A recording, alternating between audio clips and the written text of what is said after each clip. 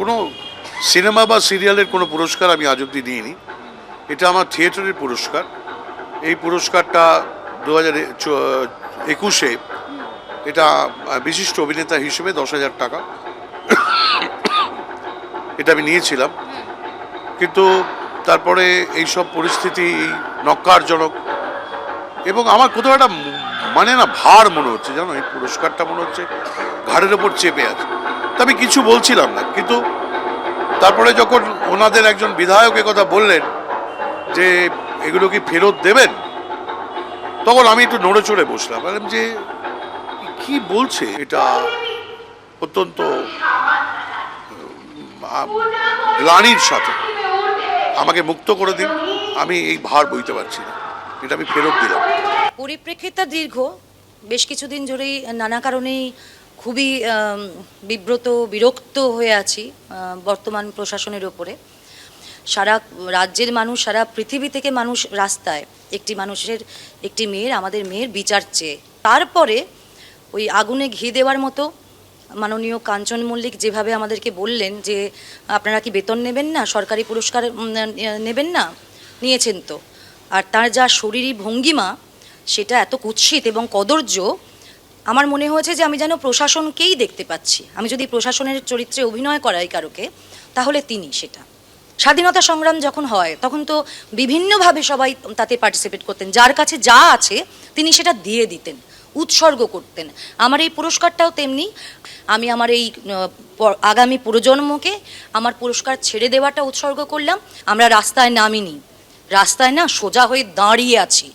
নামা মানে, যদি নামা হতো, তাহলে যদি নামা বলে কিছু থাকে, তাহলে ওই মন্তব্যগুলো যেগুলো একের পর এক উনি করে গেছেন, তো এই যাতে নামিনি, আমরা যাতে উঠেই আছি এবং রাস্তাতেও আমরা নামিনি, আমরা নামছি না, আমরা শিরদাঁড়া সোজা রেখে দাঁড়িয়ে আছি।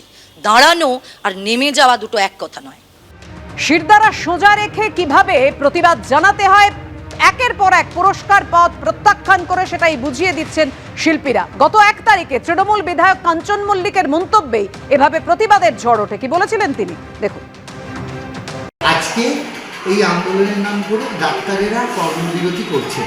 তা যারা কর্মবিরতি করছেন শাসক দলের বিরুদ্ধে বা বলছেন, তারা সরকারি বেতনটা নিচ্ছেন তো, না নিচ্ছেন না? মানে আমার প্রশ্ন। অনেকেই শুনছি সরকারি দুর্গাপুজোর অনুদান নেবেন না বলেছেন। সেটা তাদের ব্যক্তিগত মতামত, ব্যক্তিগত সিদ্ধান্ত। ভালো, বোনাস টোনাস যে হয় তো সরকারি, সেটা নেবেন তো, না নেবেন না? মানে আমি এমনি প্রশ্ন। আচ্ছা ধরুন, যারা বলছেন এই আমাদের ফেটার নিয়ে চারিদিক থেকে, তারা যারা সরকারি কোনো পুরস্কার বা ইত্যাদি নিয়েছিলেন, তারা ফেরত দেবেন? বলুন, ফেরত দিয়ে।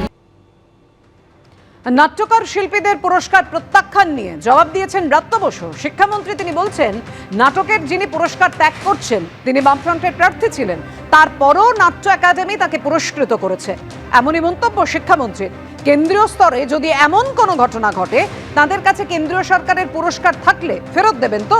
পুরস্কার ত্যাগ নিয়ে মন্তব্য শিক্ষামন্ত্রী ব্রাত্য বসু। একই সঙ্গে এর পাশাপাশি আপনাদের সামনে রাখবো শিক্ষা প্রতিমন্ত্রী, কেন্দ্রীয় শিক্ষা প্রতিমন্ত্রী সুকান্ত মজুমদার, তিনি কি বলেছেন।